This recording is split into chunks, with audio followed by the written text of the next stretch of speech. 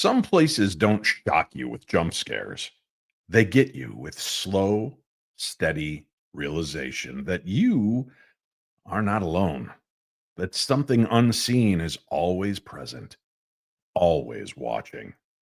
That's what happened to Matthew J. Sorge, a career firefighter who walked into Randolph County Asylum thinking he was making a documentary and ended up recording moments no one ever expected. For 4 years, he kept going back, not because it was excited, but because something inside that building kept behaving as if it recognized him. It was calling to him. Tonight, Matthew joins us to talk about the film that's already earning awards, shaking up investigators, and raising a question not everyone wants to consider. What if the most disturbing thing in the asylum wasn't the past? Stay tuned, my darklings. That's next, right here on your home for all things paranormal. I'm Dave Schrader, and this is my Paranormal 60. I'm not gonna stand here and listen to this baloney. He won't float. He doesn't stand for baloney.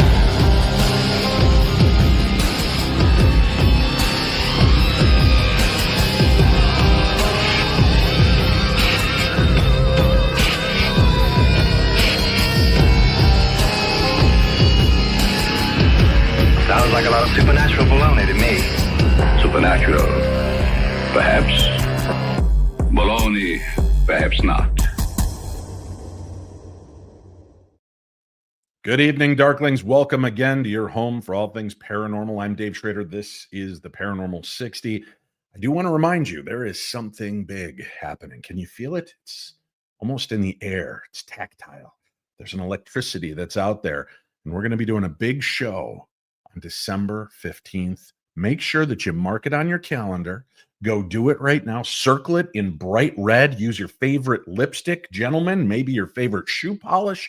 Mark December 15th, because huge news is coming to town, and you want to be here to find out what it is. We've got a great show for you tonight, though, and I'm glad that you're here. We've got a lot to discuss. Matthew Sorge, our guest. Matthew, thanks so much for being here with me this evening. Dave, thank you for having me. I'm really honored to be on here with you tonight. You've got a documentary, and this is a labor of love. How long did it take you to film this documentary and put it together and finally release it?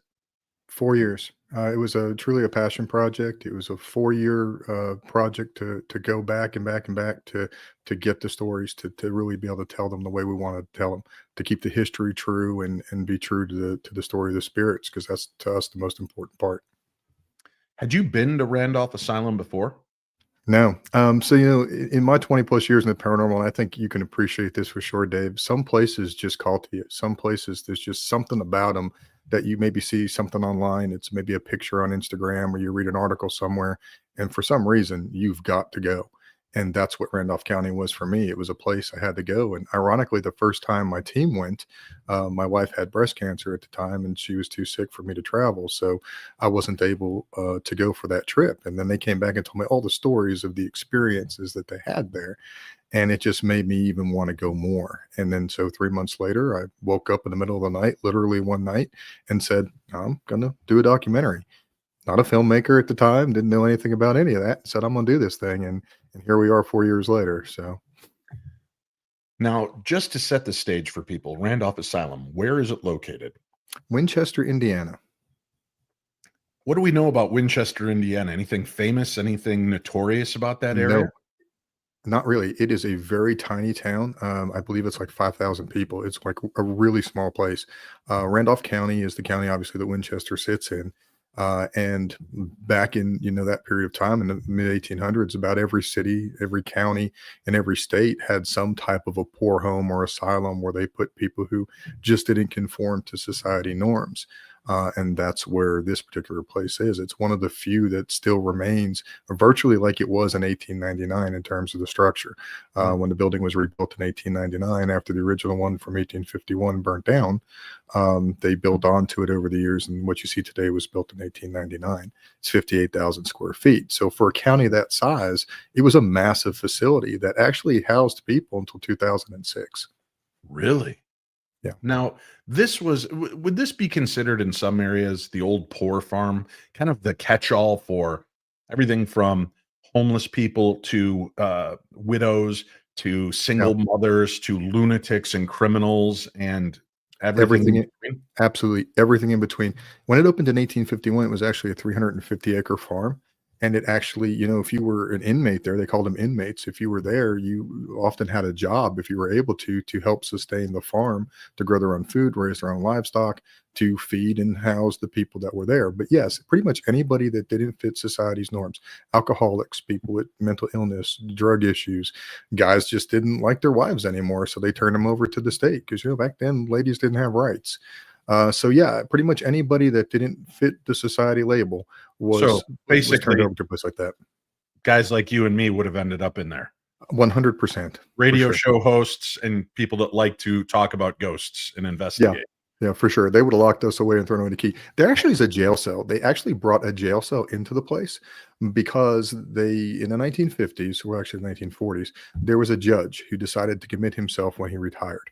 And the reason he did it, and this was one of those micro stories that presented itself during the research for the film, that really had to be told on a grander scale. And he committed himself because he had no family. He had nobody to take. Commit myself to the asylum. I'll have 3 square meals a day. I'll have all the company I'll ever want, and I'll be happy. So he commits himself to the asylum and finds out that, there's some trouble there. There's some unruly people. There's some habitual alcoholics that are causing problems. So he gets with the county sheriff and the superintendent of the facility, and they bring a jail cell in. And he actually holds mock court trials in the attic, would convict people, and have the jury of their peers, the other inmates at the asylum, would act as the jury, and they would convict people to serve time in that jail cell. And they would lock them away in a jail cell until they behaved again. So that was a part of its history. The jail cell is still there. Wow. And yeah, it's pretty crazy. Well, let's do this. I know you presented us with the trailer, so why don't we go ahead and take a peek at it? This is Field of Fears, The Haunting of Randolph Asylum. Let's take a peek right now.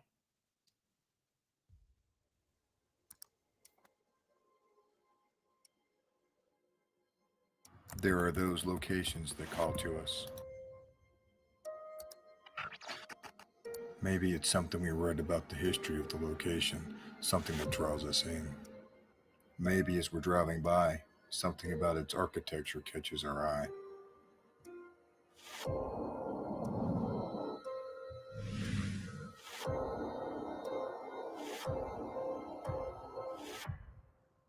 The doors in this building start slamming.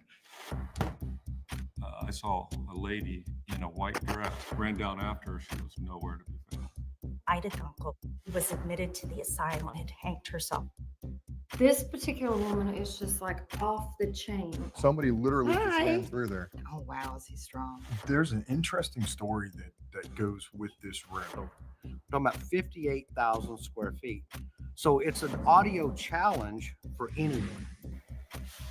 So we're getting ready to do a crazy experiment.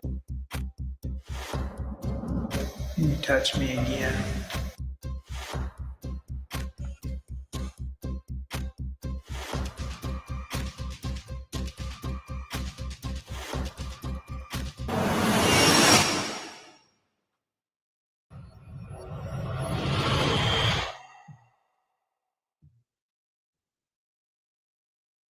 Now, we do have a link for the documentary and for Matthew's website, so you can find all the information about him, about the documentary, and how to watch this.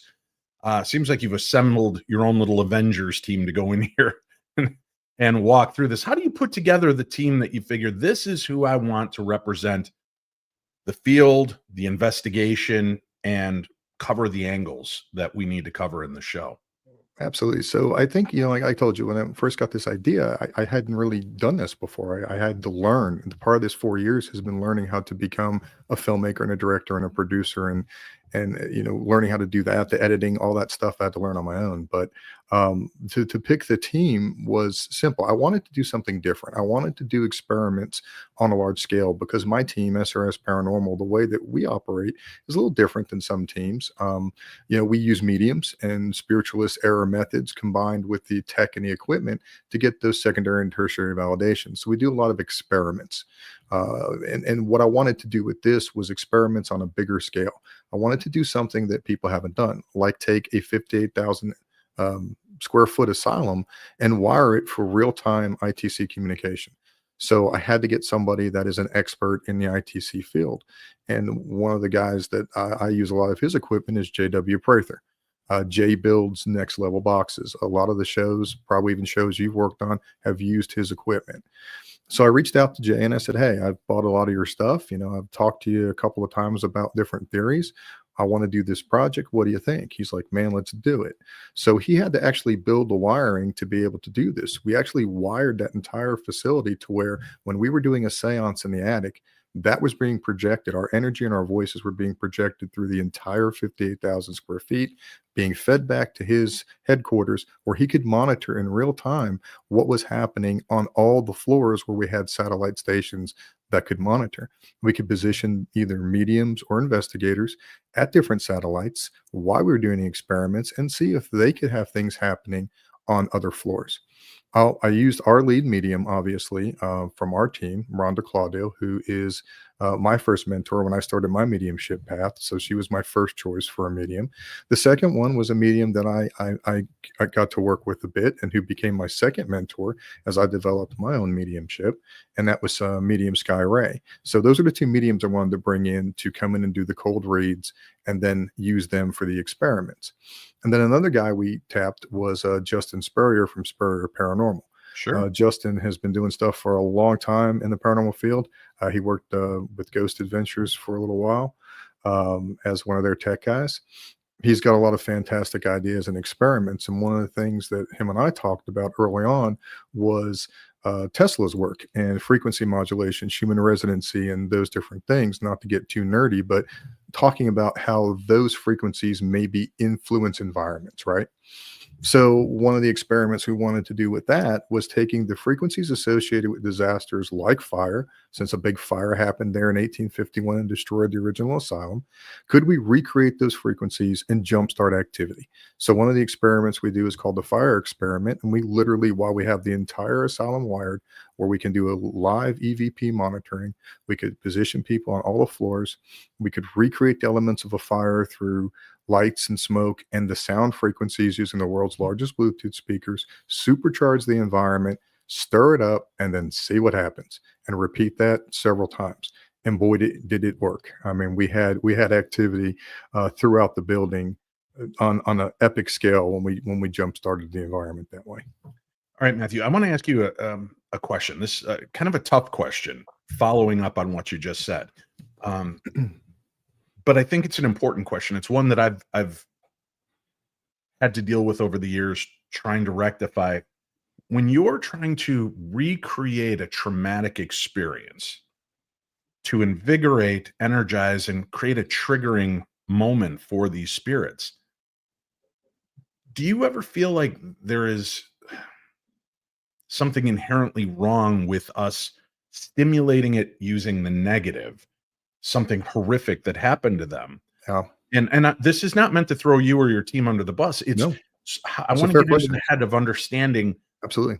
I mean, obviously we all jump to that. I've seen people hold up nooses and bring guns in and bullets and weapons, and you're trying to get them to feel like they're in a familiar environment. But at what point is too far? Absolutely. And that was something we discussed very heavily to be ethical about it, because like I said earlier in the podcast, is I think that telling the stories of the spirits is the most important thing. Mhm. But the way we looked at that was to take it from a scientific perspective.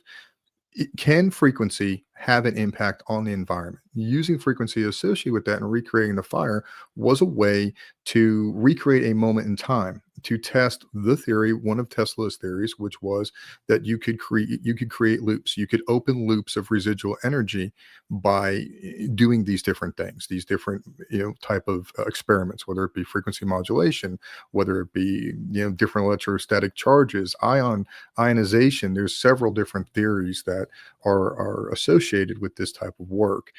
So we had a lot of discussions about that, and we thought, well, let's try this. Let's test the science. If nothing happens, then we know that's that. If something does happen, why did it happen?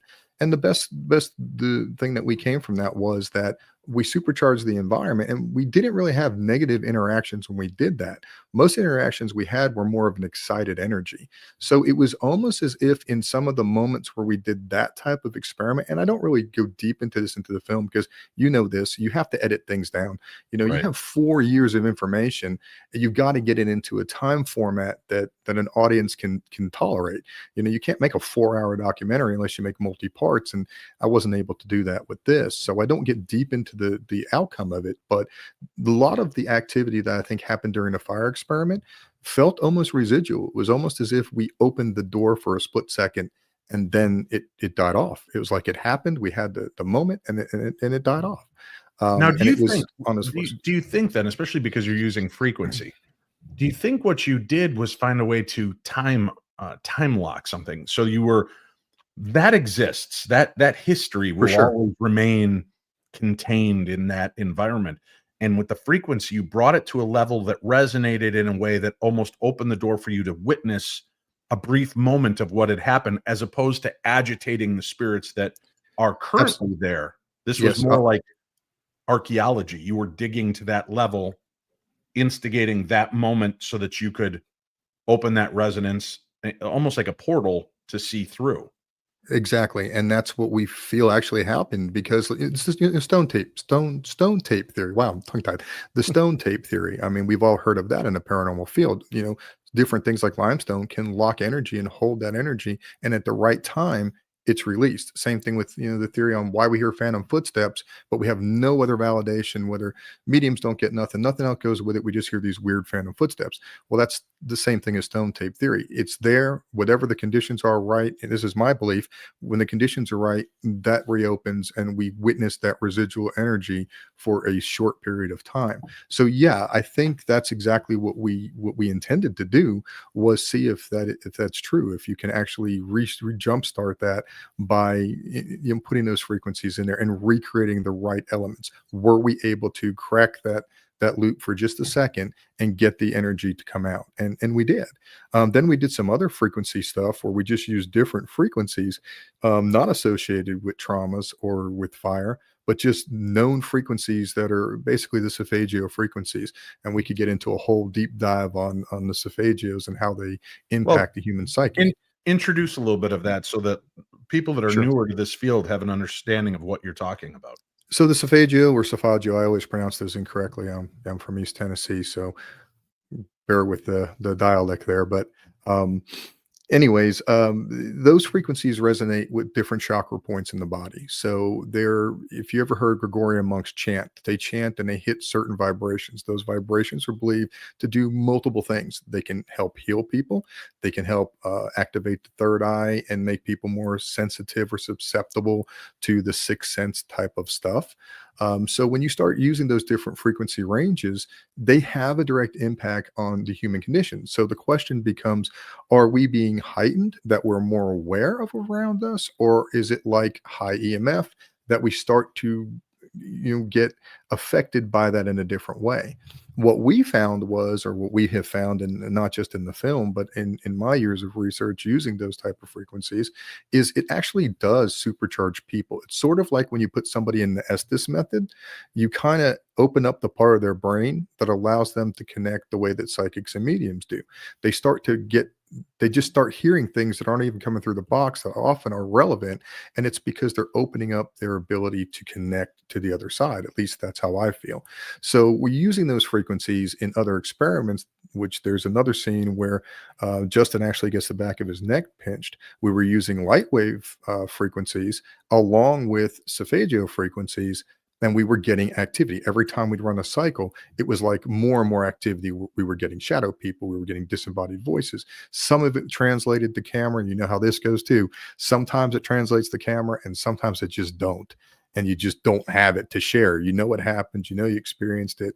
Well, it doesn't translate when you put it into a film or to a TV show. I hope that answered the question. It does. It gives me a good insight and gives people, I think, a taste of it. When you're looking at starting to affect and impact your fellow investigators and an environment with sound frequency, like you said, a lot of sound frequency can be used as a healing modality, right? Have you looked at any of the negatives of that? Is there any long-term effect on people that are in that environment for any period of time? Does it start to make them maybe resonate at a level that allows them to be followed home, allows them to be more open to spiritual influence? Because I've got to guess, as you're raising the vibration of a location, you're affecting and impacting the human element as well. 100%. And that's, you know, when you do that type of work, it's for more experienced researchers, investigators. I would caution anybody who is just in the thrill seeking phase or just getting their feet wet in the paranormal. Be careful when you start deep diving into things where you start manipulating not only the environment, but people, because you got to be prepared for what door that you open. You know, you can open a door that you don't want to open, and attachment is a very real thing. Most of us that have been in the paranormal any length of time have dealt with that on some level, whether it be us or somebody we know. I think that probably holds true. So that is definitely a real thing. So yes, part of our process, not only my team, but the team that was put together for this project, you know, we do public events where we take people out to some of the locations that we have access to. We've earned the reputation and respect at the state of Tennessee. There's 5 historical sites. We're the only team that's allowed to investigate them or bring people into those locations. But grounding, making sure they're whatever their spiritual practices, prayer, whatever resonates with them, as well as actual grounding, working in those chakra fields, getting them to where they're at a level place and they're able to have those experiences, and then bringing them back down. So it's not just throw them in there, give them these frequencies and hey, go have fun and then go home. It's okay, now let's reset. Let's get you back to base. Let's get you back grounded. So we use the healing modality of those and other frequencies and energy work like Reiki, because I'm a Reiki practitioner. Got a couple of Reiki masters on my team, and we use healing to bring people back to a centered point before we, you know, finish our experiment for our own team. When we're doing those level experiments, we don't do those level experiments with the general public because that would be unethical. I want to take, I don't want to, but we have to take a quick break. But when we come back, you mentioned that you and a couple of your team members are Reiki masters. I'm just wondering, as an experiment, have you ever thought of bringing in to a known haunted location like Randolph Asylum, known Reiki practitioners, where together you create a circle and you create an energetic healing and invite the spirits in to see if you can help them finally break free of whatever trauma might be holding them to these places? We'll talk about that and more when we return. I'm Dave Schrader. This is the Paranormal 60. You know, my darklings, in my house, I'm the one who's impossible to shop for every birthday, every holiday. My wife and kids are always asking, what do you want this year? And I never know the right answer to tell them. But this year I knew exactly what I wanted for my birthday. I told them, get me cozy earth, and they did. And let me tell you, these are the best pajamas I've ever owned. Hands down, this isn't some sales pitch. This is me, your darkling leader, telling you that if you want the most comfortable set of pajamas you've ever worn, that bamboo pajama set made from viscose, from bamboo, it drapes perfectly, sleeps cooler than cotton, which is great for a heavy, hot sleeper like I am, and it feels like something you should only be allowed to wear on vacation. I put them on once and immediately thought, well, this is it. This is what I'm wearing for the rest of my life. But the real game changer, the bubble cuddle blanket. And darklings, I'm going to tell you again, hands down, the most amazing, soft, warm, comfortable blanket. It's the perfect weight that just settles over you. And I genuinely don't need another blanket ever again, unless it's another bubble cuddle blanket. My family keeps trying to steal it, which tells you everything you need to know. And here's the best part. Cozy Earth backs this comfort with up to a 100-night sleep trial and a 10-year warranty. Who else does that? Nobody. That's who else. So if you've got someone hard to shop for, or maybe you are that someone hard to shop for, this is your moment.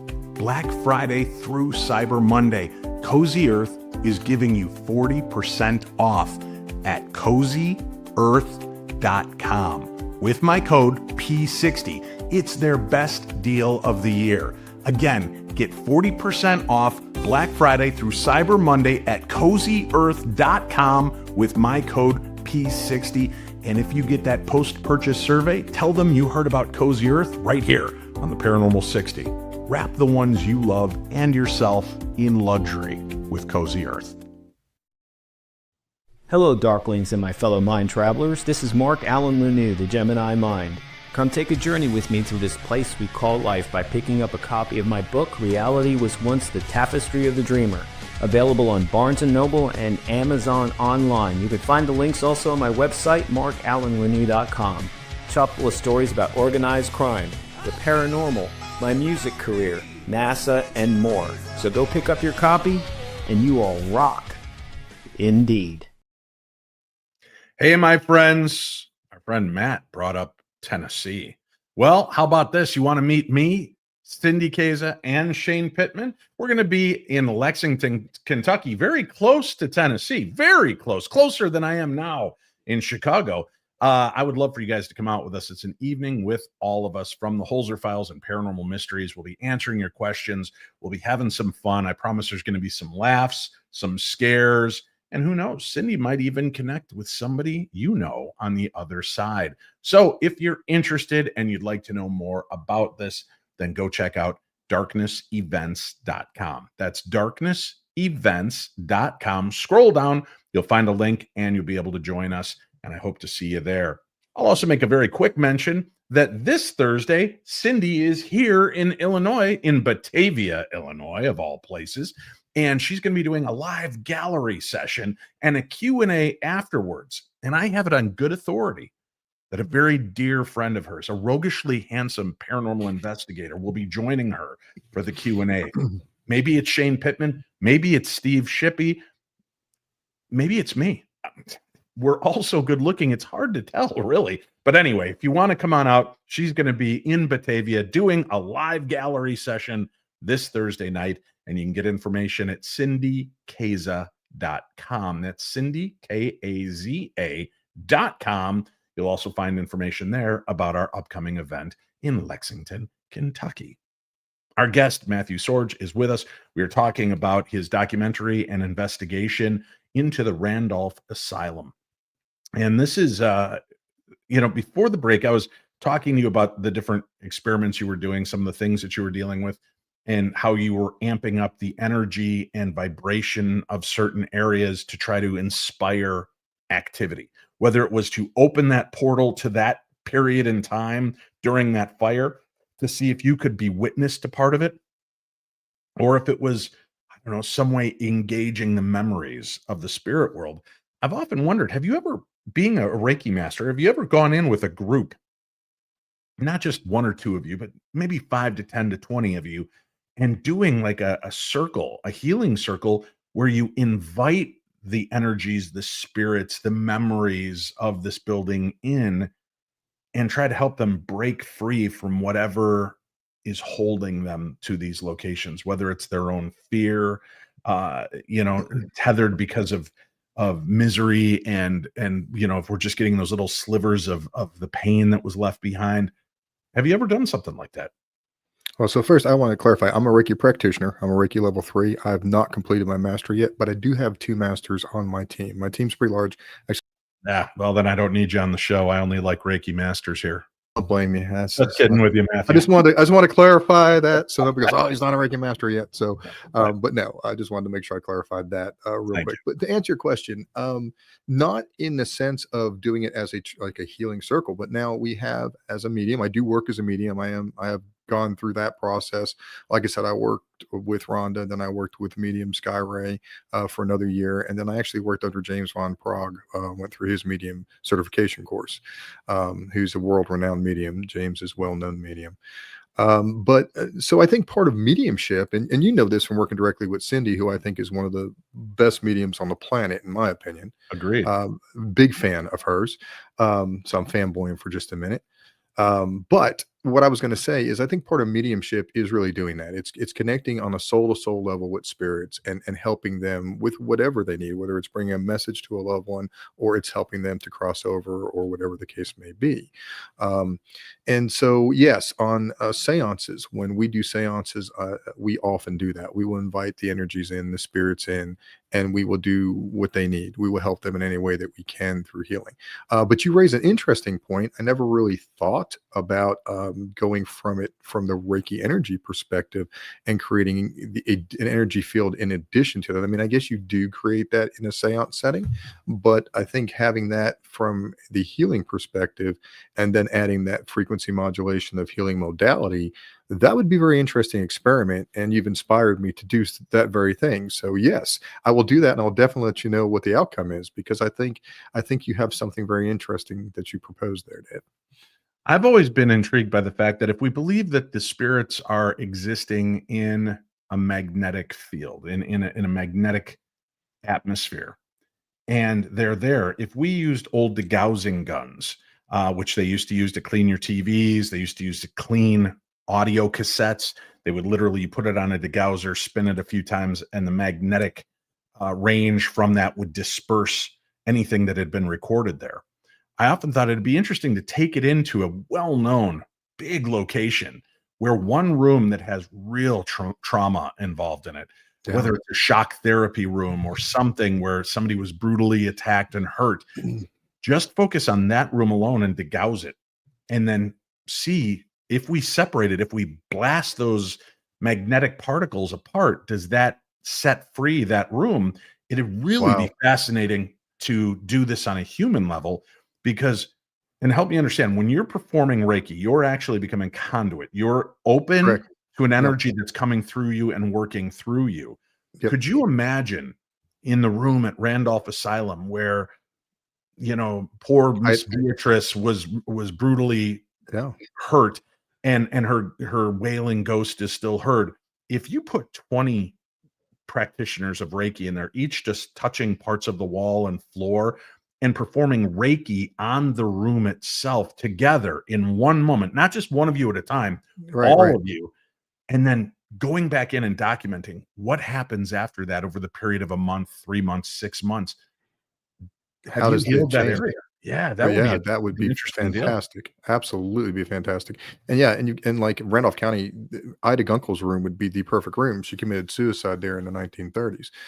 She hung herself. That would be one. And she still, we actually, one of the mediums that was there actually not to work as a medium on the project was the photographer. She actually channeled her.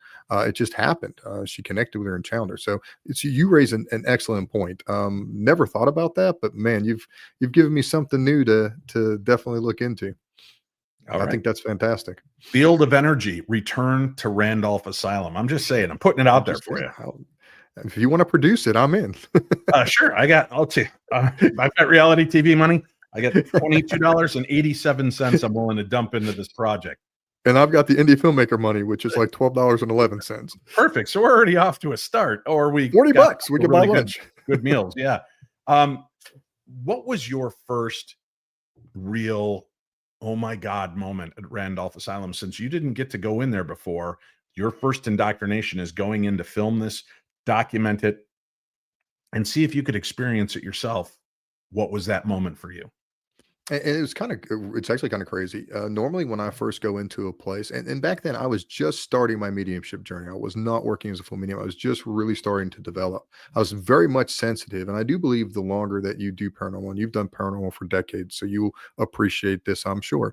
And maybe you've not had this experience, but I know a lot of people who have. The longer you spend in paranormal, the more you start to become aware of when things are going to happen and things are happening around you. You start to feel those energies. You start to know it's male, it's female, and before you know it, if you wanted to, anybody can develop that ability. I think mediumship can be developed for sure. I'm a living example of that. But so I had to wear a different hat. Like, I'm walking into this, and I hired for the first trip, I hired a cinematographer and an audio mixer. And we walk in, and they're like, "Okay, director, what are we doing?" And I'm like, "Whoa, what do you mean, what are we doing?" Like, I'm the guy. Like, what are you talking about? How am I the guy? You know? So now I've got to figure out how to do that. So I was focused, laser focused on getting shots and kind of what I wanted to put together for the story aspect. I wasn't trying to feel the paranormal.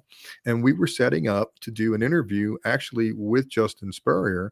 And it was the post interview portion. So this was my first, like, before the first big night of investigation. We were setting up to do the pre-interview with Justin before we did the first night of investigation.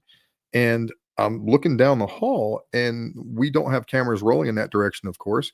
And here comes, I see as clear as a bell, a shadow figure go down the wall. And this is like evening time. It's not even like dark, but there's no lights down that hall. It's just the ambient light coming through from the other halls. And I see a full-blown shadow figure dart down that hallway.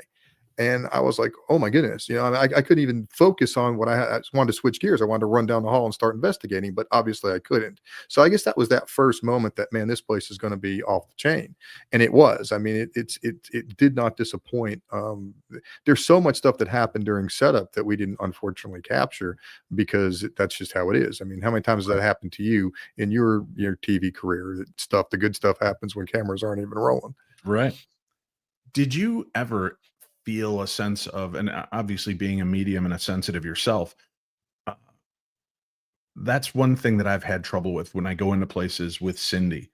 I understand she's extremely good at what she does and she's adept at protecting herself. But when I hear the stories of how mediums have gone in there and these things love to almost attack anybody that's wielding the psychic ability, I have this fear. The father figure in me steps up, the big brother in this case, and wants to protect Cindy from it. And I probably need more protection than she does. But is there ever a concern or fear for you in going in as a medium with other mediums that one of them might become incredibly influenced by this energy? And I don't mean like they're going to become possessed, but you know this better than any. Mediums can take on the afflictions of the people that they're dealing with. Oh, for sure. And then there are the dark elements of an investigation where these things are twisted, tortured souls that just are lashing out and want to hurt. For sure. What do you do to protect yourself and the mediums that you work with? What's the protocol you have in place to keep them safe? No, so for me, and that's like a three-part thing for me, or three-part way to answer that. For myself personally, it's all about the preparation and grounding. Before I go into an investigation, and working as a firefighter, having learned to be a medium is a challenge too, because I have to disassociate when I go to do my day job. Because if I didn't, I would carry all of that emotional and trauma baggage that comes from the job. So I've learned how to really compartmentalize that and put away the energy and turn on and off when I need to. Well, first of all, thank you as the father of a firefighter. Thank you for what you do. That is an honorable job, and it's something that not everybody should do or could do. So thank you for doing that. I've done that for almost 30 years now. So quite a while. I'm dating myself, telling my age. But to answer your question though, I think being grounded, having some form of spiritual practice, whatever that is, if it's Christian based, then it's prayer. If it's more spiritualist type style of stuff, it could be whatever resonates with you, but find something that keeps you grounded and centered. Being grounded and centered and having your energy, a big part of mediumship is running your energy, getting yourself up here to where you can connect, and then bringing yourself back down here when you need to be grounded. So having yourself in the right mindset and the right energy field is very important to that protection. It's literally putting out a protective bubble. I'm sure Cindy would tell you this and probably has.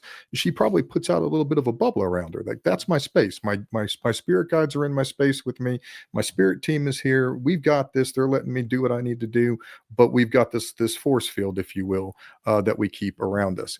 And it's important to, when you work with other mediums, and like I said, we have several on my team. There's 3 of us that work together pretty regularly, that are all mediums. Rhonda, Tori, and myself. Tori Cupis from my team is another one, or Copus. We work together with each other. So we work off of each other's energy to get more details and more facts.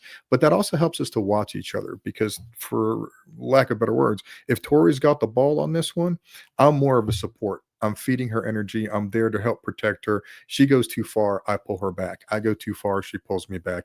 Rhonda goes too far, we pull her back. And we kind of protect each other and watch each other on a level that other investigators aren't able to do, because they don't work from that side of the coin the way that we do.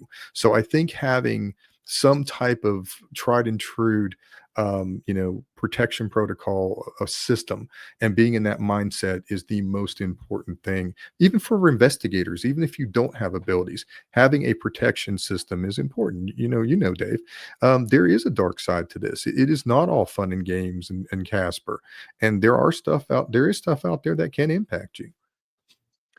I'd like to take it off the topic for just a few moments, because Sure. you are a rare bird, a firefighter who has mediumistic abilities. Now, you said, and which I fully understand, that you have to kind of sever those ties when you do the job, because Yep. that burden could be too hard. But have you ever gone in knowing, we think there's a few children, or we believe there's somebody in there that might be hurt or unconscious? Have you ever tapped in so that when you go in, you can be directed to that person? Or have you ever been greeted in the building by a spirit No. saying, help us? Yeah, no, that has not happened. Luckily, I've not been in that position yet. Like I said, I've only come into my mediumship ability the last 4 or 5 years. So the bulk of my career, I've been flying blind like most normal people, luckily. But in the last few years, no, I have not had a situation where I've felt that pull. Nor have I ever been in a call where we know there's a trap victim that I would been in that position where I've had to even think about that. So to answer that question, I have not been in that position, fortunately. Well, that's good. Boy, that'd be curious. If you ever find yourself in that place and you have that experience, you better give me a call, Matt. We're going to have to talk to you again on the show about that. I promise I will. All right. I appreciate that. Let's go in a little bit more about the Randolph Asylum itself. You've told us about a few of the players, the spirits that are known there, and some of the tragedy that has befallen. Are there happy spirits? Are there elements of this that even in a place Yes. that's known as an asylum, that there is a positive aspect to this? Absolutely. And I think that was the biggest misconception that I had when I took on this project or wanted to do this project was I believed that all asylums were equal in the sense that I had not investigated but a couple of them, and most of them were the lunatic asylum variety, which is akin to the Batman asylum. That's what we have in our Arkham. mind is this Right. Arkham, this dark picture is in our mind. So it became very clear when we started getting the history on the place and started hearing the stories. This was a place of refuge for these people. A lot of the people that stayed there, they weren't being tortured. They weren't mistreated at this particular asylum. It really was the only place they ever knew. They were active in their community. They were even able to leave the asylum and come and go in and out of society. One of the ladies, Doris Addington, was very active in her church. She was loved by the community. So there was all these stories of these people that had made a family out of their new family that they were given by being turned over to the state or county as wards. And those stories were beautiful, and we wanted to include that. So part of doing this film was showing that contrast, was showing the contrast between the dark asylum that we have in our minds and what asylums can actually, in some cases, be like this. So much so that we actually built sets. I built 2 sets. One was a clean asylum, and one was a dirty asylum. And we actually there's a little short part in there that gives you the fictitious asylum called the Saltville Lunatic Asylum. And it's the kind of mistreating place that you think. And then it's contrasted by these stories of hope and family that came from being part of this group that they created because it's the only home they ever knew. And I honestly think some of those spirits, like John Doty and some of the others that we believe are still there, are there because it's the only home they ever knew. They're there because they feel a connection to it, not because they're stuck or trapped. Let's find out when we come back from our next break. What were the big surprises, the big takeaway for you? And I know we want people to check out the documentary. And again, we have a link for that on today's program guide so that you can find it. But I want to know, did this fundamentally change you and your team in the way that you investigate and the experiences that you had? We'll find out more about that when we return right here to the Paranormal 60. Hello, Darklings and my fellow mind travelers. This is Mark Allen Lanou, the Gemini Mind. Come take a journey with me through this place we call life by picking up a copy of my book, Reality Was Once the Tapestry of the Dreamer. Available on Barnes & Noble and Amazon online. You can find the links also on my website, markallenlanou.com. Chock full of stories about organized crime, the paranormal, my music career, NASA, and more. So go pick up your copy, and you all rock. Indeed. Hey, beautiful souls. Winnie Schrader here from Love and Lotus Tarot, your guide through the energy shifts, emotional waves, and the cosmic chaos we've all been feeling lately. I mean, let's be real for a second. The world feels loud right now, right? There's so much noise, so much tension, so much uncertainty. Between the news, social media, and just trying to keep up with life, it's easy to feel like you're stuck on this never-ending roller coaster that just won't slow down. But here's the thing. Even though we can't control the outside chaos, we can learn to navigate through it. And that's where I come in. I mean, lately, have you been feeling like everything is happening to you instead of for you? Are you finding it hard to stay grounded when everyone seems just as ungrounded as you are? Or maybe you've been questioning your direction, wondering if the path you are on still aligns with who you are becoming. If any of this hits home, this is for you. It's like we're all trying to move forward, but the universe keeps throwing us stupid curveballs. But here's your reminder. You are not powerless. So all you got to do is reach out and book a reading with me today so I can help you navigate through those troubled waters and gain back control of your life. You can book a reading today. Just visit me at lovelotustarot.com. Again, book a reading with me today at lovelotustarot.com. Did you know that radio just got a little extraterrestrial? That's right, Dave Schrader is back on radio with the Paranormal 360 every Sunday evening, 7 to 9 p.m. Central on WCCO AM 830, an Odyssey station. Just download the Odyssey app and look for the WCCO logo, follow the station and listen live. That's the Paranormal 360 on WCCO AM 830, an Odyssey station. All right, Matthew Sorge, our guest. Matthew, before the break, I kind of set the stage for you, and I want to turn it over to you at this point. Talk to me about what this documentary meant to you and your team. What were the big takeaways, and what surprised you most from doing it?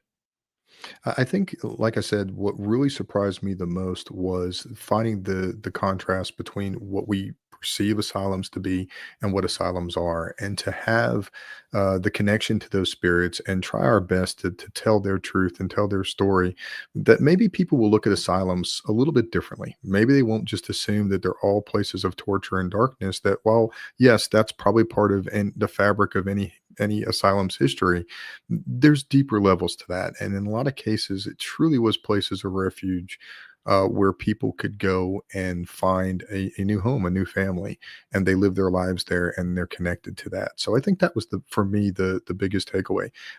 So it changed for me. It changed the idea of just assuming based on the title of what a place is, that that's the experience that you're going to have. It's not necessarily that way. You got to dig deeper. You got to find those micro stories. You got to find the truth of what's happening at a location, because the surface is only part of it. It's much deeper than that. And I think that was the takeaway for me. That has to leave an indelible mark on you going forward. Do you still feel the call and the pull there as though it's a place you belong? And I don't mean that as in, Matt, you need to be yes, I'm crazy. I need to go there. No. Yeah. Yes and no. I feel like I did my best to tell the story. And it's when you write a book, when you write anything, or you produce something, and I'm sure you guys have cases that you've worked over the Holzer files, and with paranormal mysteries, and other things you've done in your paranormal career. You tell the story the best you can, but there's still more unanswered stuff. There's still more you'd like to find. So do I feel like I scratched the itch in terms of telling the story I needed to? Yes. Do I still feel a connection? I think I'll always have a connection to Randolph County Asylum. It will always be a place that's special to me, because a group of people came together and did something that we didn't even know was possible to do. And we walked away with experiences that will last a lifetime. So I'll always have a tether to the asylum, I think. Have you ever considered just going in, opening up fully, and finding out if maybe that tether goes a little deeper than you expected? Was Matthew Sorge ever a resident at the Randolph Asylum? I have not, but I've thought about that, but I have not actually really planned to do that. And maybe someday that will be something I will pursue, because I would like to know why I had such a pull to that place. Yeah, I'm curious. I would say I had a very strange pull to the Queen Mary of all places. And I don't often talk about this. As a matter of fact, I don't know that I've ever mentioned, but there were times after leaving the Queen Mary, I had dreams about being on the Queen Mary in costume garb, in period piece. I couldn't see my own face, but I could see the outfit I was wearing. I could see the people around me.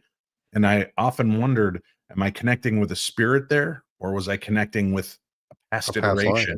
Yeah. Of Dave Schrader aboard the Queen Mary. You should definitely explore that too, my friend. Oh, no, that's too terrifying for me. I don't, although I'd much rather find out I was there than find out that I was in the cell next to, Al Capone at Eastern State Penitentiary, because I'd like to think I was some hoi polloi guy on the Queen Mary, as opposed to Louis the Thumbs Wilson next to Al Capone in his cage. But who knows? There's a great story in there either way. What do you see on the horizon for you and your team? And now that you've got the bug, obviously you can't take 4 years to build out the next documentary, but what do you see coming up next for you? There's a lot of things coming up, and I'm glad you're going to give me a moment to mention a couple of them. We already did film the next project. It's in post-production already. It is going to feature, it's a true crime paranormal hybrid.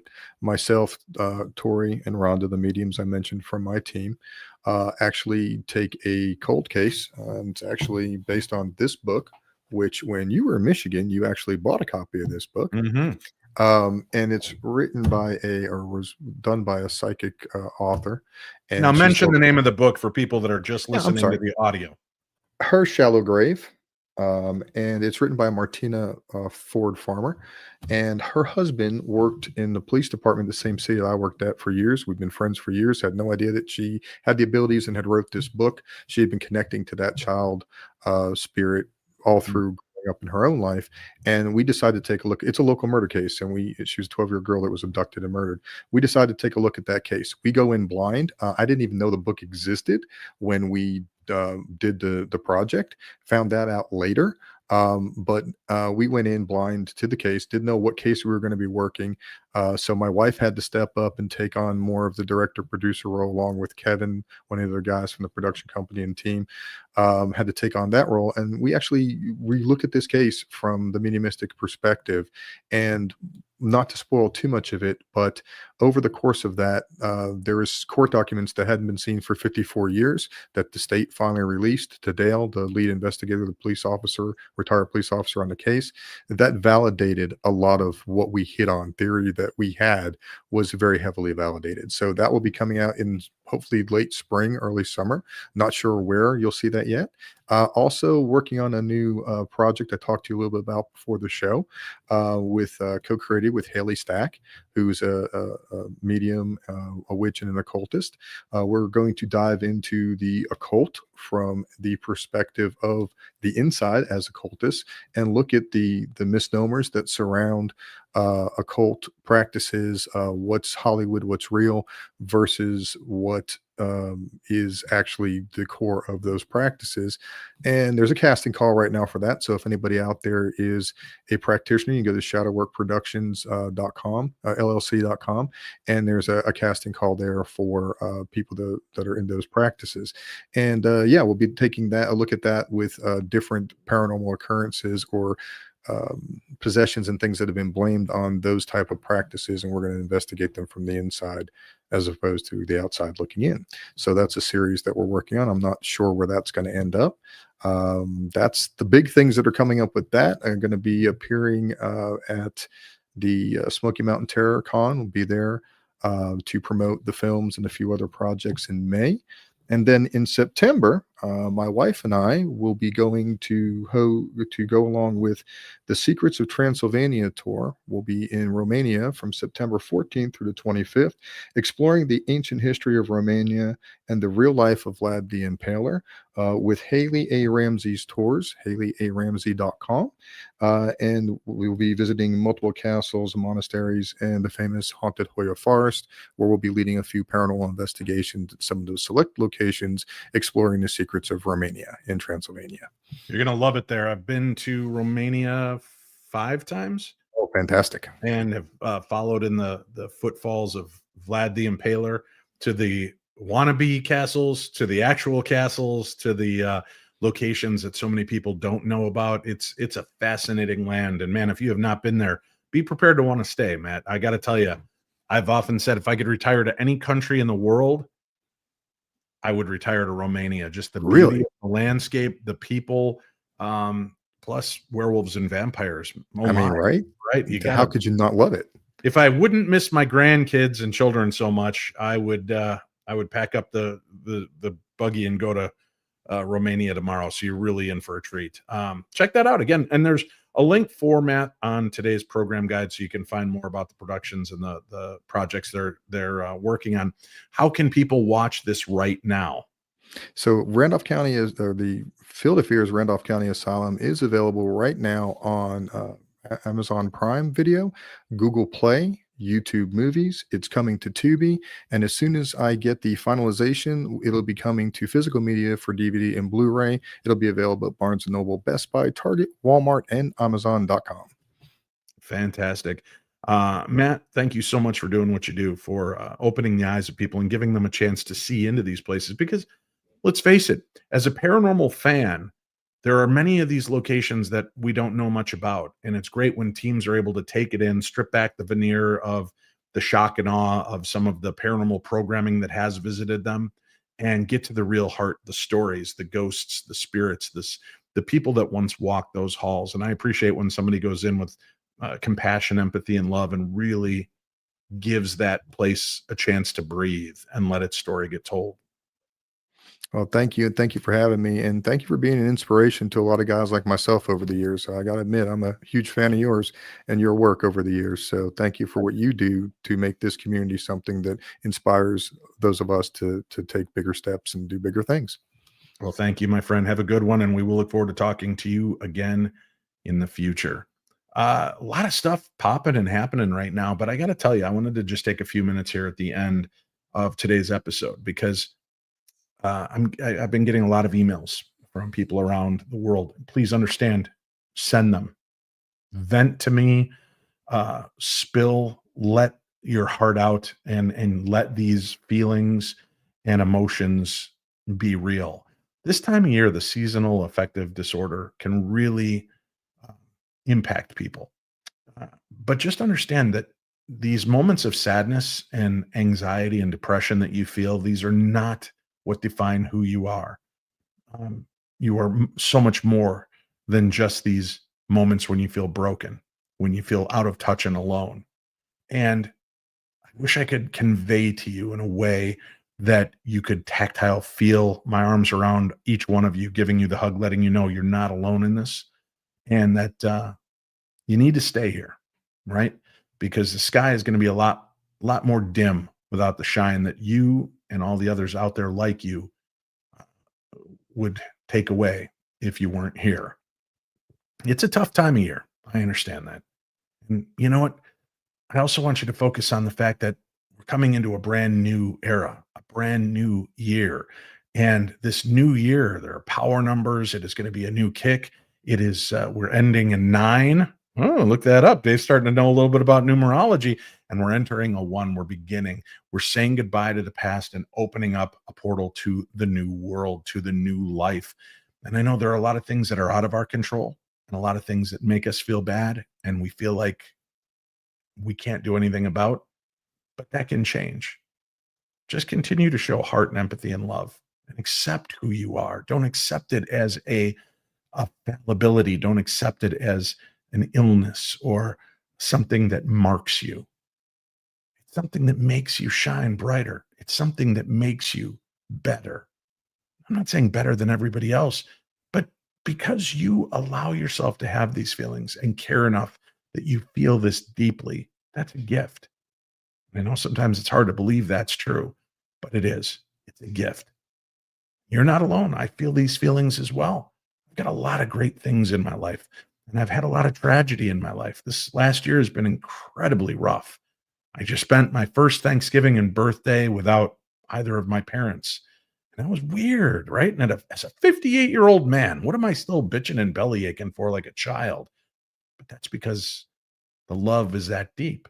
And it's okay to feel that way. It's okay to mourn the things that we've lost, whether it's friendships, whether it's relationships or jobs, maybe money, security. Mourn those things, but don't let those things anchor you to a moment in time. Like the spirits that we talk about on shows like this, spirits that sometimes don't know how to evolve past the point of pain that they felt in life.